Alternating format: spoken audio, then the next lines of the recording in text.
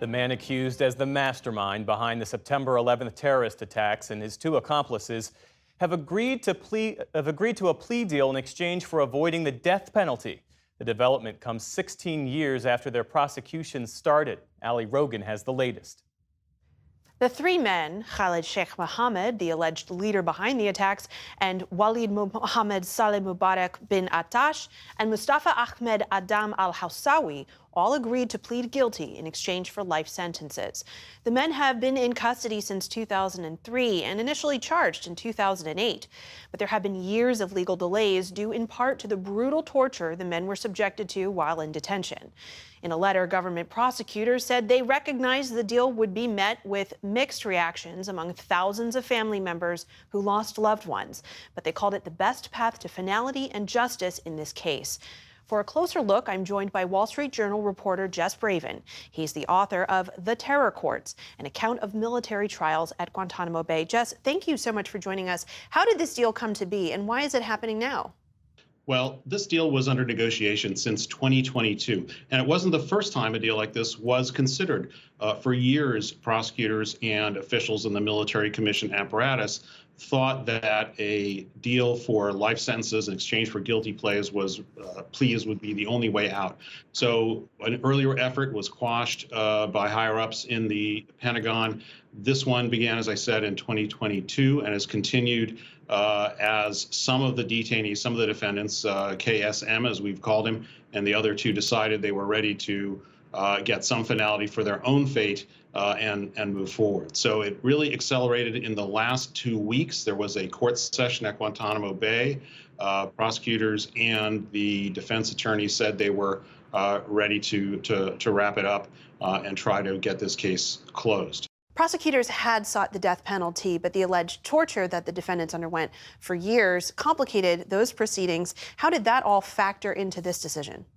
Well, it was really essential because, right after 9/11, when reports began emerging about brutal treatment of enemy prisoners, torture, as in fact President Obama called it at one point, began to emerge, there were questions about how would this affect any future trials. And there were legal experts then who warned that it would make it very difficult, if not impossible, to prosecute people if they were severely mistreated by the government while in custody. And that is exactly what has happened. These detainees wanted to bring in evidence of how they were treated by the CIA. Mohammed had been waterboarded, they'd been beaten, all kinds of things had been done to them that the United States would not tolerate for its own citizens.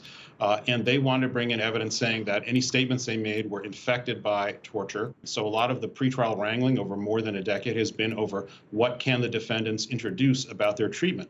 And then there was a second factor, which is that under a doctrine sometimes called unclean hands, the government is punished by courts when it commits misconduct in a trial. And abusing defendants in custody is misconduct. So it is possible that even if they were convicted and sentenced to death, on appeal, a higher court might sanction the government by taking the death penalty off the table. So the death penalty seemed to be really a bridge too far given the mistreatment of these prisoners after they were captured by the U.S. And what do we know about how the families of 9/11 victims are responding to this? It is a total mixed bag. There are thousands of families of victims, and as you would expect, there are opinions across the gamut. There are some who feel that nothing short of death is appropriate for these defendants, and based on their actions, it would be hard to say if the death penalty is appropriate for anyone. It wouldn't be appropriate for them. Others simply oppose the death penalty. Many Americans and people around the world just philosophically or morally oppose the death penalty, period, for anybody, and some of those are among the victims' families. And then there are those who really take the prosecutor's point of view, which is that ideally they could pursue capital punishment for these defendants, but it's just time for closure and it's time to end this proceeding and move forward. One of the features of the deal is that there will be a sentencing hearing where the defendants can testify, but they will have to answer questions from the victims' families. And for many of those families who are looking for answers, who are looking for some sense of these accused perpetrators, that hearing will be the substitution for a full trial on about what happened in the lead up to 9/11.